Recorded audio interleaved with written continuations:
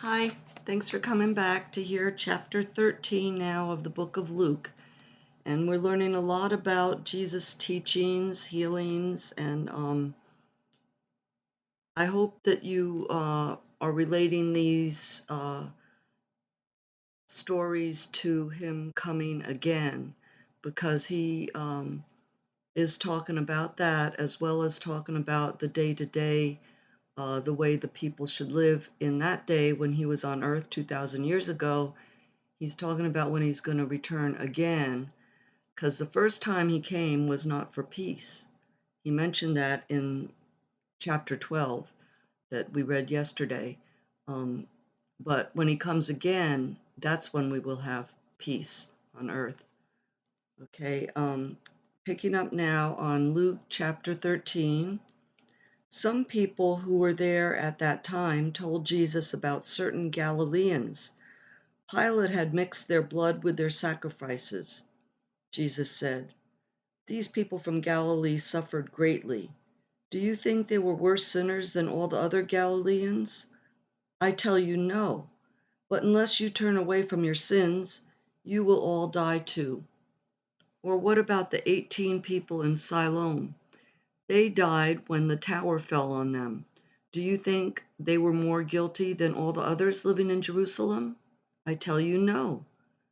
But unless you turn away from your sins, you will all die too. Then Jesus told a story. A man had a fig tree, he said.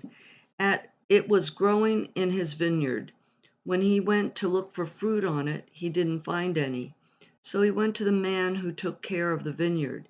He said, "For 3 days now I've been coming to look for fruit on this fig tree, but I haven't found any. Cut it down. Why should it use up the soil?" "Sir," the man replied, "leave it alone for 1 more year. I'll dig around it and feed it. If it bears fruit next year, fine. If not, then cut it down." So you can think of us as the fig tree, and fruit is the good things that come out of us. Verse 10 now, chapter 13. Jesus was teaching in one of the synagogues on the Sabbath day. A woman there had been disabled by an evil spirit for 18 years. She was bent over and could not stand up straight. Jesus saw her. He asked her to come to him. He said to her, "Woman, you will no longer be disabled. I'm about to set you free." Then he put his hands on her. Right away, she stood up straight and praised God. Jesus had healed the woman on the Sabbath day. This made the synagogue leader angry. He told the people, "There are 6 days for work, so come and be healed on those days, but do not come on the Sabbath day." The Lord answered him, "You pretenders! Doesn't each of you go to the barn and untie your ox or donkey on the Sabbath day?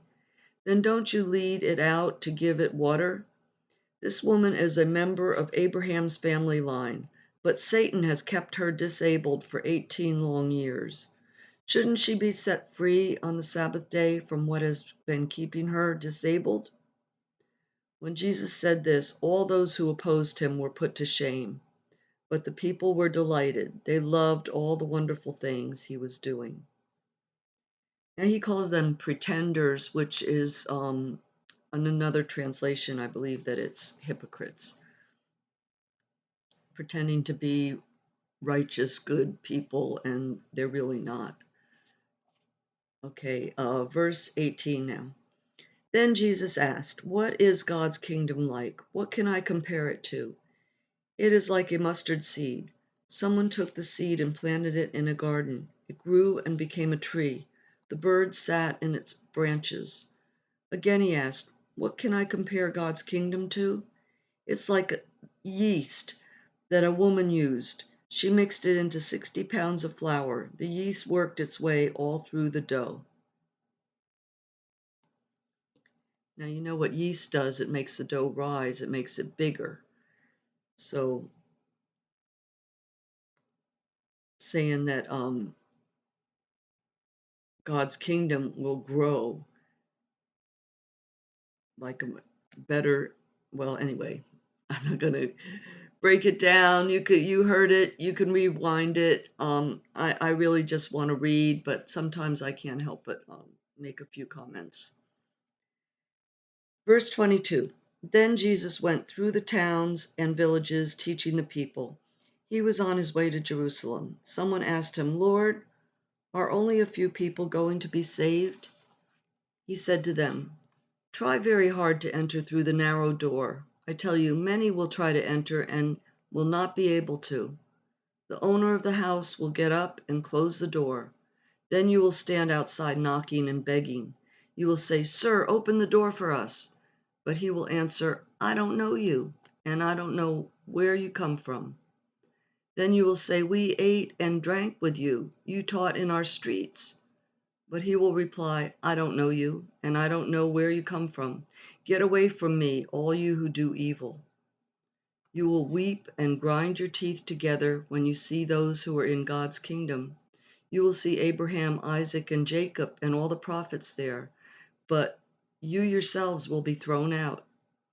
People will come from east and west, north and south. They will take their places at the feast in God's kingdom. Then the last will be first, and the first will be last. At that time, some Pharisees came to Jesus. They said to him, leave this place, go somewhere else. Herod wants to kill you. He replied, go and tell that fox, I will keep on driving out demons. I will keep on healing people today and tomorrow. And on the third day, I will reach my goal. In any case, I must keep going today and tomorrow and the next day.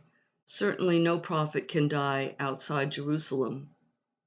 Jerusalem, Jerusalem, you kill the prophets and throw stones in order to kill those who are sent to you.